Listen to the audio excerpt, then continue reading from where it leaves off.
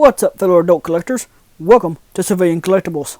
Today, I'm going to be talking about the brand new GameStop exclusive NECA Real Toys Splinter, Shredder, and Foot Soldiers based on the 1990 Teenage Mutant Ninja Turtles movie. These figures were previously only available as a San Diego Comic-Con exclusive 4-pack, but have now made their way to GameStop as single release figures.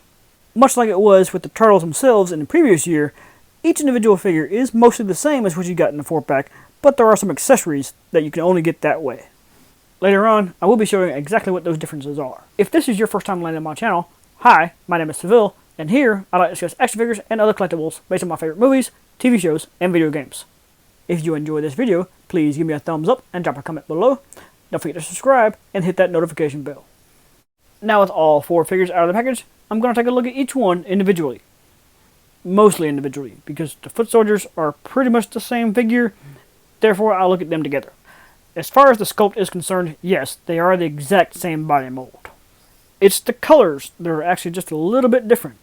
There's like a blue-black wash over them that gives them different highlights and different shades. Depending on the process of how that worked, that could just vary between every Foot Soldier made. The sculpt itself is done very, very well. Incredibly detailed and textured. It is easily among NECA's best work to date.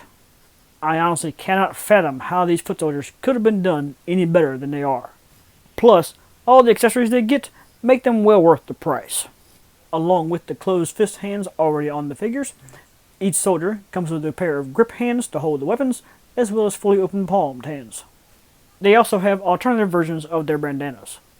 It's the weapons that really make the difference between the two. The bladed Foot Soldier has a katana, a pair of sais, and a battle axe. The melee Foot Soldier has a pair of nightsticks, 2 separate sets of nunchucks, one has a chain, one's just connected by a rope, but it's really just made out of plastic, and a bow staff. The hands and bandanas are exactly the same between the two. There's no differences from one to another. The weapons all look great, and are pretty much straight out of the movie. Just seeing these all laid out like this makes me recall many of my favorite scenes. I do want to take a quick second to note that when you get ready to switch out the hands, be careful, because the forearm guard is actually a floating piece on top of the main arm sculpt.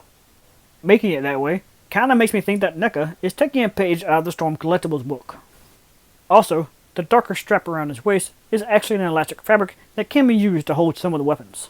With all that said, now let's take a look at Shredder. From the neck down, Shredder mostly uses the same body sculpt as the Foot Soldiers, with the main difference being, of course, the signature armor that makes him the Shredder.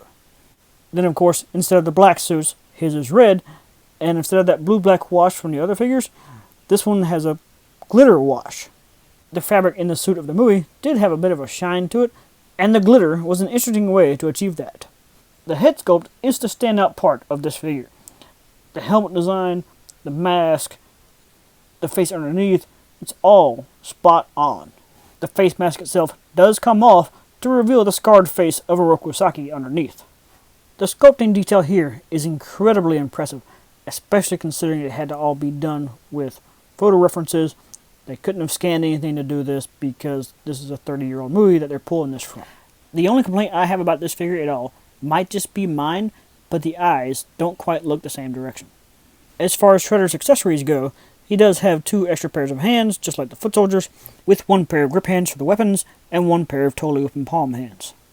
Also, he does have a throwing knife and sheath, but he doesn't have the fabric waistband, so I have no idea where you'd actually store it on his body.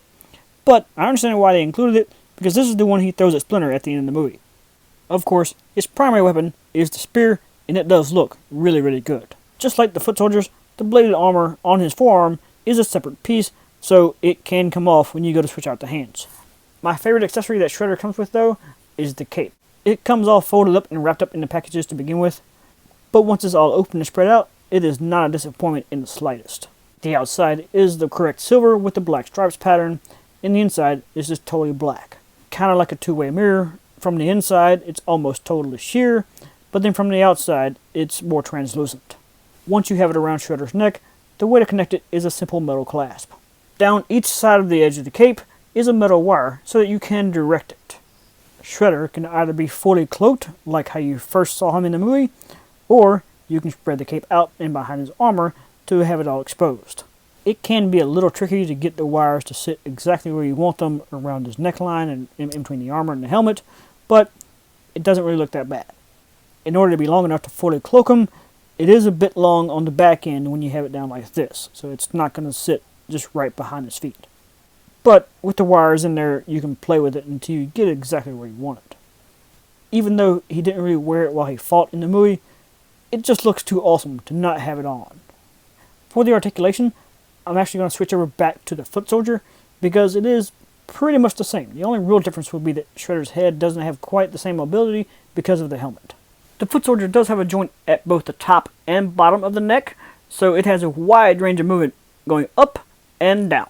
Both pieces can rotate fully independently, spinning all the way around. The shoulders can spin all the way around, as well as move outward. The shoulder pads of the tunic are made of a soft rubber, so they're not a total hindrance to the movement.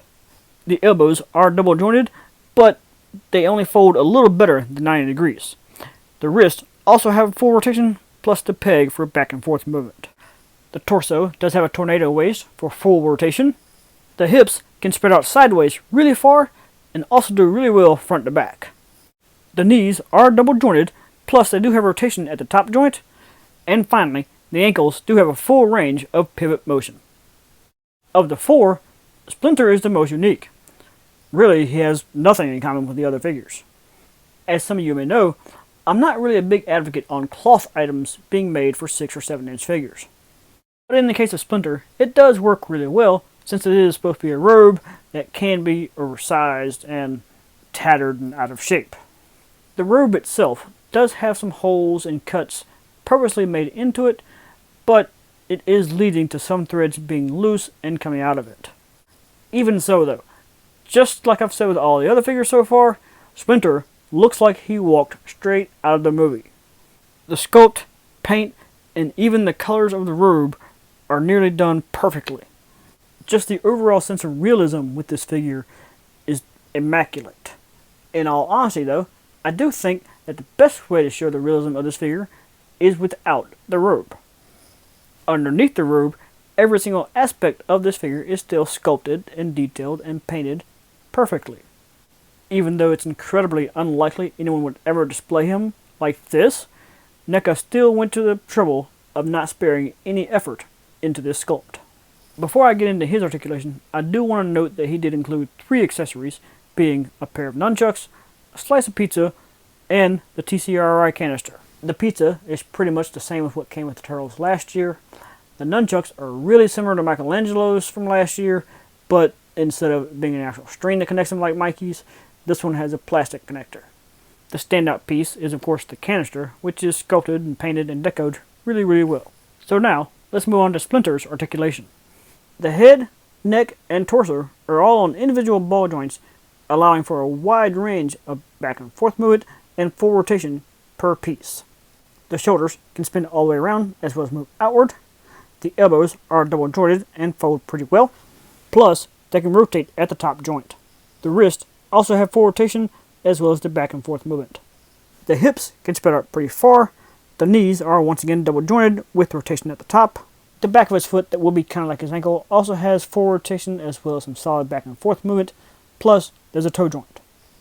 With the articulation now all done, I'll get Splinter's robe back on and bring Shredder back out here so I can show you some comparison shots between these two and other figures.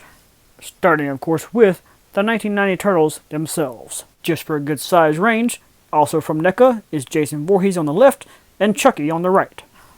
Next, I had the McFarlane Toys Action Comics 1000 Superman and Mortal Kombat 11 Raiden. Speaking of Mortal Kombat, here's the UMK3 Scorpion and the Tekken 7 Heihachi. Next up, from Mattel's WWE Elite Collection, Brock Lesnar and Becky Lynch. Now, moving on to Hasbro, we have the Star Wars Black Series Mandalorian and Cara Dune. Then on to Marvel Legends with Iron Man and Black Widow. And finally, the Power Rangers Lightning Collection with the Red and Pink Rangers. So, what's different about these versus the original 4-pack? Well, that pack was actually named The Capture of Splinter based on when Shredder and the Foot Soldiers had taken him captive. So the only things that are really missing from the individuals versus the 4-pack are mostly things that wouldn't make sense otherwise, such as the box that Splinter was forced to stand on and the chains that held him in place. But I do kind of wish we still could have gotten the foot soldier's weapon rack, because that would be really cool.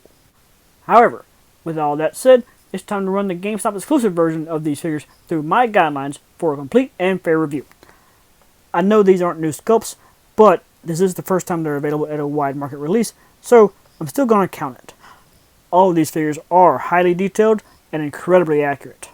They all do have right at 20 points of articulation and are in scale with the turtles. They all balance really well and come with plenty of accessories. The $25 price point is fair for these figures, and I did not have any quality control issues. So the only real problem with these figures at this point is going to be the accessibility. Much like with the turtles from last year, it seemed like GameStop did not order much more, if any more at all, than what the pre-orders called for. The turtles did get one or two more restocks last year, so there's a chance that these could go through a similar pattern. However, they're still going to be pretty scarce. Leading my final score to a 9 out of 10 star rating, meaning they are all outstanding and some of the best of the year. Therefore, if you're a Ninja Turtles fan, especially from the days of the first movie, I highly recommend adding these to your collection.